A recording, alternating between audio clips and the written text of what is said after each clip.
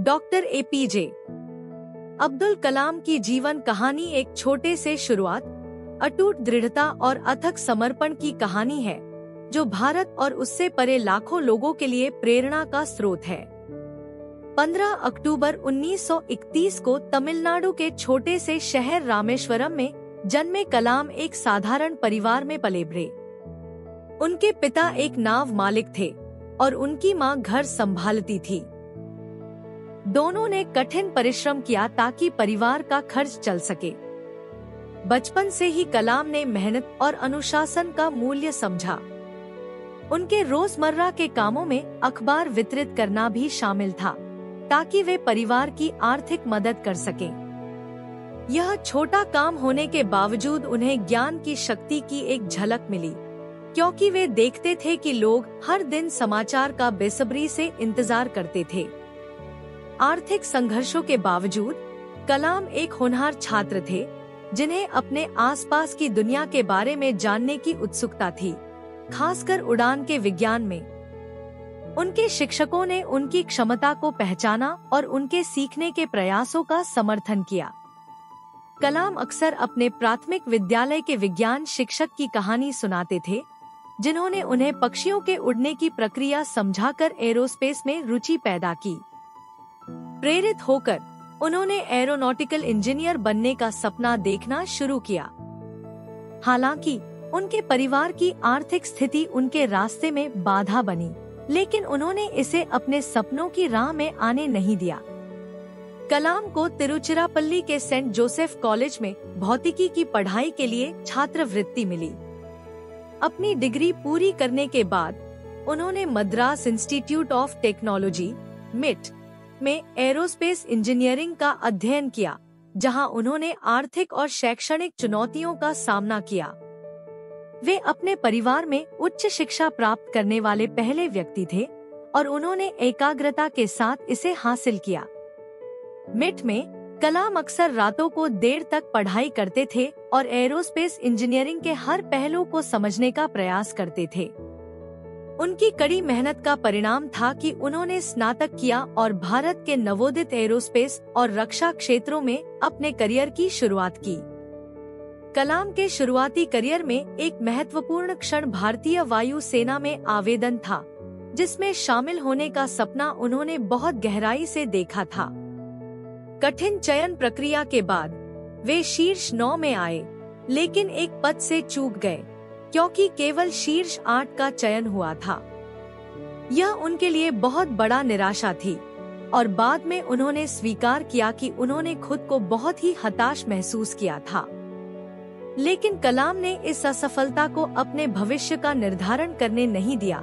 इसके बजाय उन्होंने इसे अपने आगे बढ़ने का एक साधन बनाया। उन्होंने रक्षा अनुसंधान और विकास संगठन DRDO के वैमानिकी विकास प्रतिष्ठान में शामिल होकर भारत की रक्षा प्रौद्योगिकी में सुधार के लिए अपना जीवन समर्पित कर दिया। कलाम का दृढ़ निश्चय और समर्पण तब और स्पष्ट हुआ जब उन्होंने भारतीय अंतरिक्ष अनुसंधान संगठन (इसरो) में काम किया।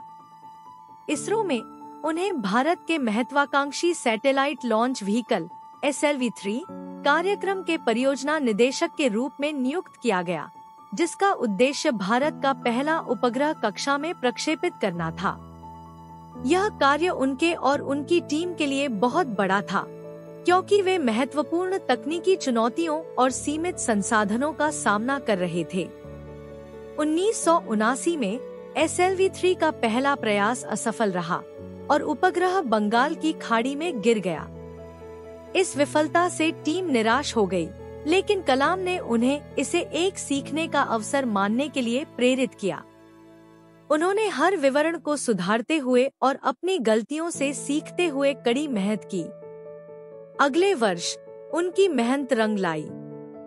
1980 में भारत ने सफलतापूर्वक रोहिणी उपग्रह को कक्षा में प्रक्षेपित किया, जिससे भारत अंतरिक्ष क्षमता वाले देशों में शामिल हो गया। कलाम की दृढ़ता और उनकी टीम को विपरीत परिस्थितियों में प्रेरित करने की क्षमता ने उन्हें राष्ट्रीय सम्मान और प्रतिष्ठा दिलाई। यह सफलता केवल उनके शानदार करियर की शुरुआत थी।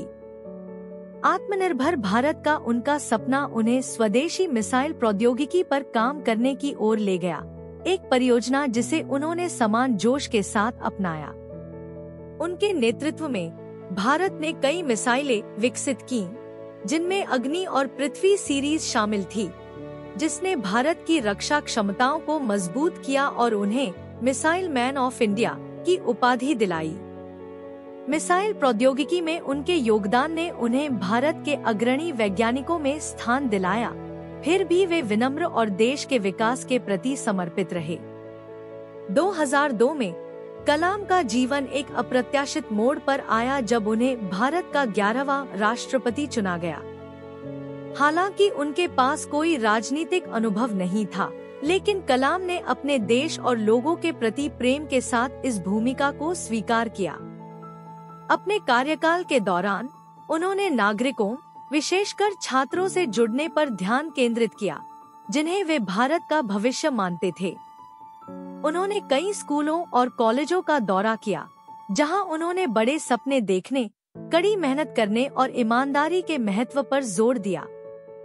उन्होंने युवाओं को बड़े सपने देखने और अपने भीतर की संभावनाओं पर विश्वास करने के लिए प्रेरित किया, और उनका प्रसिद्ध कथन था, सपने सपने सपने। सपने विचारों में बदलते हैं और विचार क्रिया में परिणत होते हैं। राष्ट्रपति के रूप में कलाम ने अपनी सादगी और जनता के प्रति सच्ची चिंता के कारण जनता के राष्ट्रपति का खिताब प्राप्त किया। उनका मानना था कि प्रत्येक युवा मस्तिष्क में भारत की प्रगति में योगदान देने की क्षमता है, और वे लगातार शिक्षा, प्रौद्योगिकी और एक विकसित भारत के दृष्टिकोण की वकालत करते रहे। 2007 में राष्ट्रपति पद छोड़ने के बाद भी कलाम ने पढ़ाना, मार्गदर्शन करना और प्रेरणा देना जारी रखा, पूरे देश का दौरा कर छात्रों से मिलने और उन्हें अपने सपनों का पीछा करने के लिए प्रोत्साहित करने का कार्य किया। कलाम का सबसे महत्वपूर्ण गुण उनकी विनम्रता थी। कई पुरस्कार, जिनमें भारत का सर्वोच्च नागरिक सम्मान भारत रत्न भी शामिल है, प्राप्त करने के बावजूद वे सरल और सुलभ बने रहे। व्यक्तिगत जीवन में उन्होंने एक साधारण जीवन जिया, अक्सर अपने मूल मूल्यों और उनसे सीखे गए पाठों को याद किया। उन्होंने एक बार कहा था, मेरा संदेश विशेष रूप से युवा लोगों के लिए है कि अलग सोचने का साहस रखें, आविष्कार करने का साहस रखें, अनजान रास्ते पर चलने का साहस रखें, असंभव को खोजने का साहस रखें और समस्याओं पर विजय पाने और सफल होने का साहस रखें।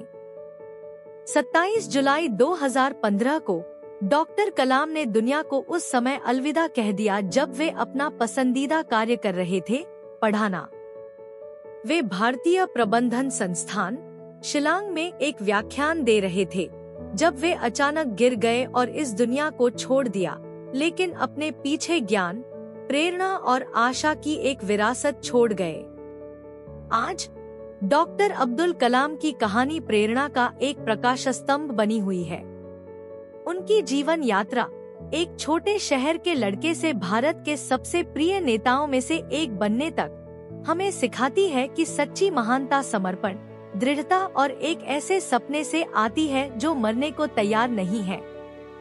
उन्होंने हमें दिखाया कि चाहे हमारे आरंभिक हालात कितने भी साधारण क्यों न हो, साहस और संकल्प के साथ हम दुनिया में एक प्रभाव डाल सकते हैं।